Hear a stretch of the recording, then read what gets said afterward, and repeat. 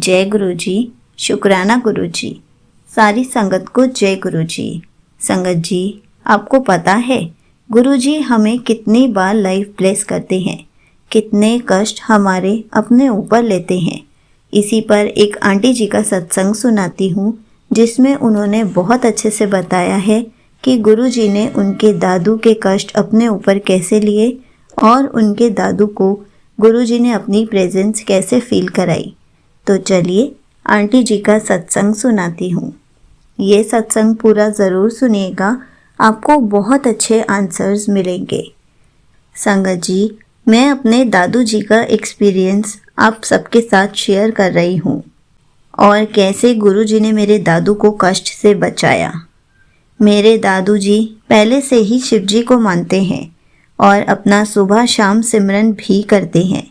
उसके बाद जब हमें गुरु जी के बारे में पता चला तो हमने सत्संग और मंत्र जाप सुनना शुरू किया। तो हम अपने दादू को भी सुनाते थे, जिससे उनका कनेक्शन गुरु जी के साथ स्ट्रॉन्ग हो गया। तो संगत जी, दिवाली वाले दिन उन्हें राम राम सुनाई दे रहा था।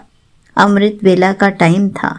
उन्होंने उठकर देखा तो कुछ भी नहीं था, पर जब फिर वही अपने बेडरूम में आए तो राम राम सुनाई देने लगी। तो गुरु जी ने उन्हें अपनी प्रेजेंस फील करवाई और उन्हें मैसेजेस भी आते थे कि मैं दिवाली को तेरे घर आऊँगा। तो उसी दिन सुबह उन्हें राम राम सुनाई दी। तो गुरु जी ने उन्हें राम जी के रूप में अपनी प्रेजेंस फील कराई।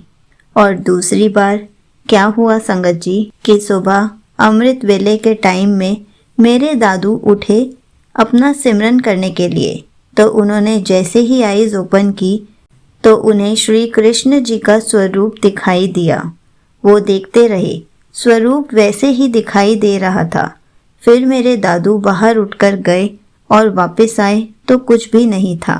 तो दूसरी बार गुरु जी ने उन्हें श्री कृष्ण जी के रूप में दर्शन दिए और गुरु जी ने मेरे दादू जी को संकट से भी बचाया है। संगत जी, मेरी मम्मी को फादर्स डे वाले दिन मैसेज आया कि मैंने तेरे फादर को हेल्थ ब्लेस कर दी है।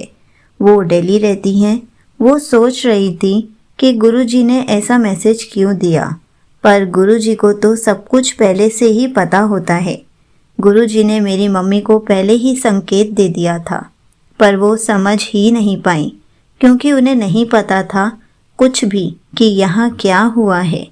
तो मैंने मम्मी को कॉल की और बताया कि दादू को पैरालिसिस अटैक हुआ और मेरी मम्मी ने मुझे मैसेज बताया। संगत जी, मेरे दादू खेतों में थे। वहाँ से घर थोड़ा सा दूर है, तो हमें पता ही नहीं चला। मेरे दादू को कुछ लोग लेकर आए घर तक, पर वो कुछ दूर तक पेट के बल आ गए।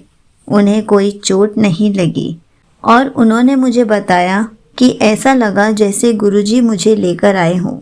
और जैसे ही घर आए मुझे समझ नहीं आया कि मैं क्या करूं। तो मैंने जल प्रसाद दिया बड़े मंदिर का, जिसके कुछ मिनट बाद हम हॉस्पिटल लेकर गए और मैं यहाँ घर पर गुरुजी के सामने मंत्र जाप कर रही थी और मम्मी वहाँ दिल्ली में घर पर मंत्र जाप कर रही थी।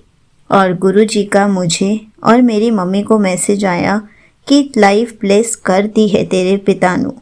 तो मंत्र जाप कर रही थी और घर आकर मेरे दादू ने बताया कि मैं हॉस्पिटल पहुंचने से पहले ही रास्ते में ठीक हो गया था, जबकि यहाँ से मेरे दादू को उठा कर लेकर गए।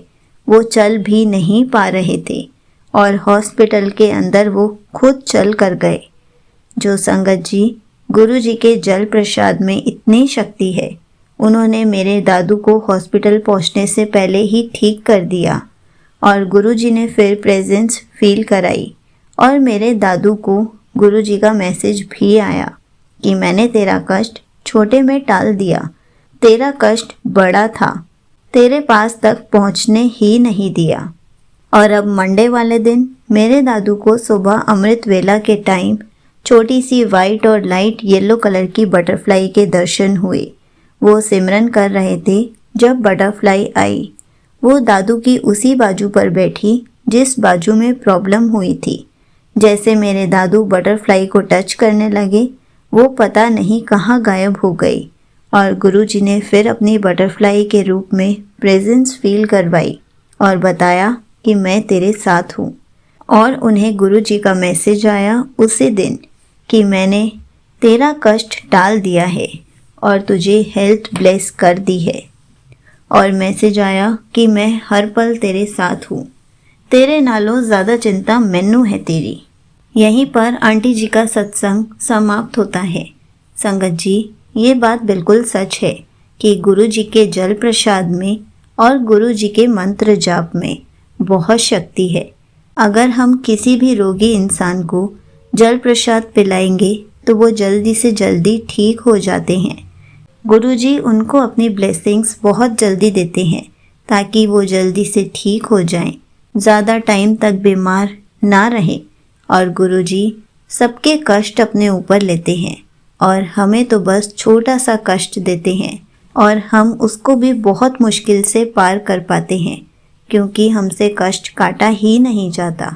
सोचिए, गुरुजी हम सबके कष्ट अपने ऊपर लेते हैं, कैसे लेते होंगे। और हम उस टाइम सिर्फ गुरुजी का शुक्राना ही कर सकते हैं। इसलिए हमें गुरुजी का शुक्राना हर पल करते रहना चाहिए क्योंकि हमें भी नहीं पता होता कि गुरुजी कब और कौन सा कष्ट हमारा अपने ऊपर ले रहे हैं और हमें कौन सा कष्ट छोटे में ही काटने के लिए दे रहे हैं। इसलिए जब भी आपके ऊपर कोई छोटा सा कष्ट आए तो गुरुजी का शुक्राना ज़रूर कीजिए कि गुरुजी आपने हमारा कष्ट अपने ऊपर ले लिया और हमें तो बस छोटा सा ही कष्ट काटने को दिया। जय गुरुजी, शुक्राना गुरुजी।